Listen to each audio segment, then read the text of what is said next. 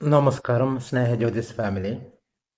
ഇന്നത്തെ ഭഗവാൻ നൽകുന്ന സന്ദേശം എന്താണെന്ന് നോക്കാം.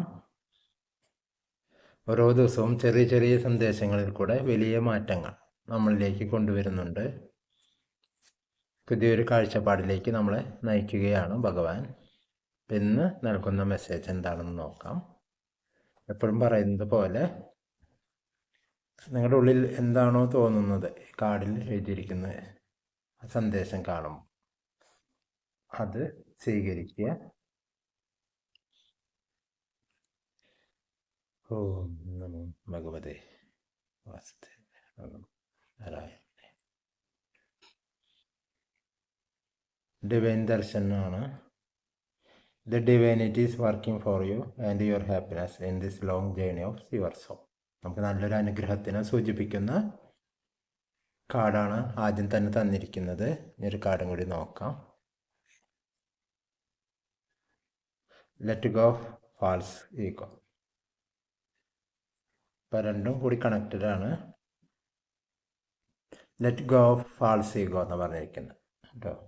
ഈ ഫാൾസ് ഈഗോ നമ്മളായിട്ട് കൃത്രിമമായിട്ട് സൃഷ്ടിച്ചിരിക്കുന്ന നമ്മുടെ മനസ്സുകൊണ്ട്, ആ പ്യൂരിറ്റി, സോളിൻ്റെ പ്യൂരിറ്റിയെ മറികടന്ന് നമ്മളായിട്ട് മനസ്സുകൊണ്ട് ഉണ്ടാക്കിയിരിക്കുന്ന ഒരു ഫാൾസ് ഈഗോ, അതിൻ്റെ വഴിക്ക് വിടുക എന്നാണ് പറയുന്നത്. അതിൻ്റെ വഴിക്ക് വിട്ട് കളയുക. Break that wall of egoism and self centredness and taste the divine. We will are but one creation എന്ന് പറഞ്ഞിരിക്കുന്നത്. അപ്പം നമുക്ക് ആരുടെ മുന്നിലും നമ്മളാണ് വലിയവൻ എന്നുള്ള രീതിയിൽ നമുക്ക് അങ്ങനെ ചിന്തിക്കാൻ കഴിയില്ല എന്നാണ് പറയുന്നത്. കാരണം we are all one creation എന്നാണ്. നമ്മൾ സെപ്പറേറ്റ് ആണെങ്കിലും ഒറ്റ ക്രിയേഷനാണ്, ഒറ്റ ഒരു ദൈവികമായൊരു ചൈതന്യത്തിൻ്റെ ഭാഗമാണ് എല്ലാവരും എന്നാണ് പറയുന്നത്. അതുകൊണ്ട് നമുക്ക് ആരോടും ഈഗോ അല്ലെങ്കിൽ ഞാനാണ് വലിയവൻ, ഞാനാണ് അവൻ എന്നേക്കാളും ചെറിയവൻ, അവനേക്കാളും താഴെയാണ് എന്നുള്ള രീതിയിൽ നമുക്ക് ചിന്തിക്കാൻ പറ്റില്ല എന്ന് പറയുന്നത്.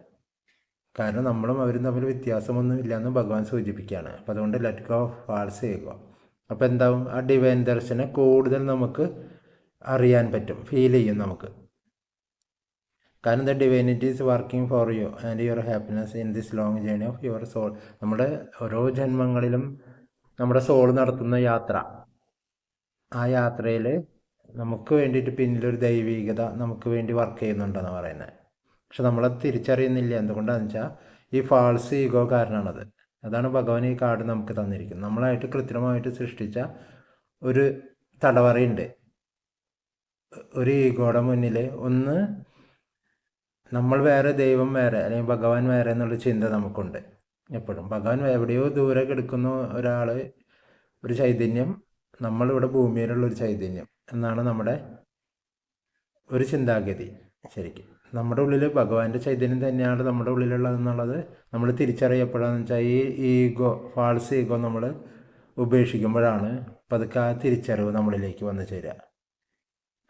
അപ്പം എന്താവും, ടേസ്റ്റ് ദ ഡിവൈൻ എന്ന് പറയുക. ആ ഡിവൈൻ്റെ ആ ഒരു ഫീലിംഗ് നമുക്ക് അറിയാൻ പറ്റും കേട്ടോ. അപ്പം നമ്മൾ ഇന്നു മുതൽ ആ ഒരു ഫാൾസ് ഈഗോ, അപ്പോൾ ഫാൾസ് ഈഗോ നമ്മൾ ചിന്തിക്കുമ്പോൾ, നമ്മളെ പറ്റി ചിന്തിക്കുമ്പോൾ നമുക്ക് തോന്നും, എന്ത് ഫാൾസ് ഈഗോ, ഞാൻ അങ്ങനത്തെ ഒരാളെ അല്ല, എൻ്റെ മനസ്സിലങ്ങനെ ഒരു ചിന്തയില്ല.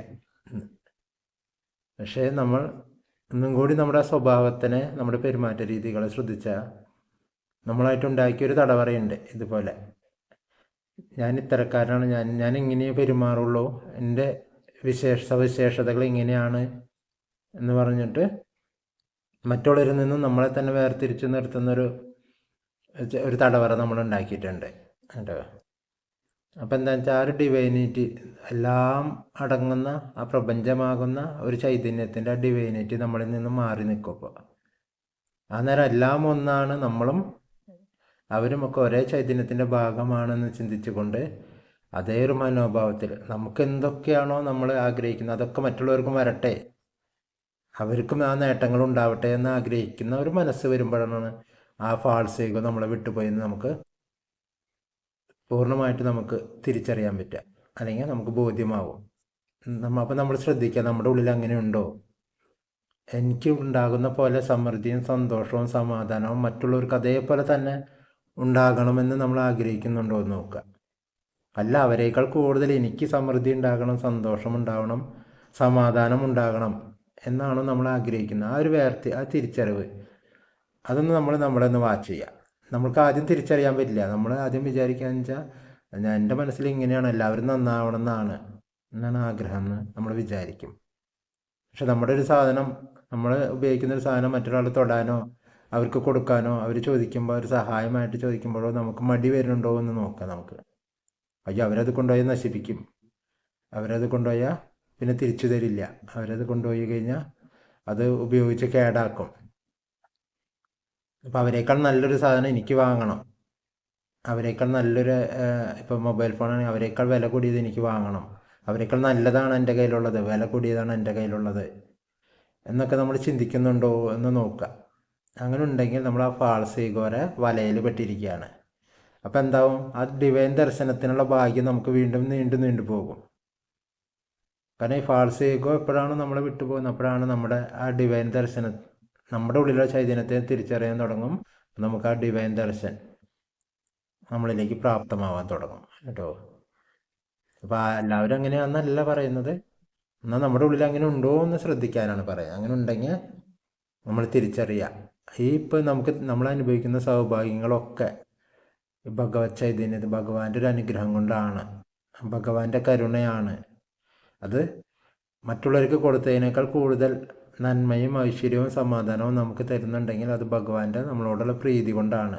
അതിനർത്ഥം നമ്മൾ മറ്റുള്ളവരിൽ നിന്ന് വ്യത്യസ്തരാണ്, അല്ലെങ്കിൽ അവരുടെ ഉള്ളിലുള്ള ചൈതന്യം നമ്മുടെ ചൈതന്യം വേറെയാണെന്നല്ല, അവരെല്ലാം ഒരേ ചൈതന്യം തന്നെ. ഭൂമിയിലേക്ക് നോക്കിയാൽ നമുക്കറിയാം, മുകളിൽ നിന്ന് ഒരു ഉദാഹരണം പറയുകയാണ്. നമ്മൾ മുകളിൽ നിന്ന് നോക്കുകയാണെങ്കിൽ ഒരു സ്പേസിൽ ചെന്നുകൊണ്ട്, അപ്പോൾ ഭൂമി ഒരു ഉരുണ്ട ഭൂമിയും അതിലുള്ള ജീവജാലങ്ങളാണ് നമ്മൾ.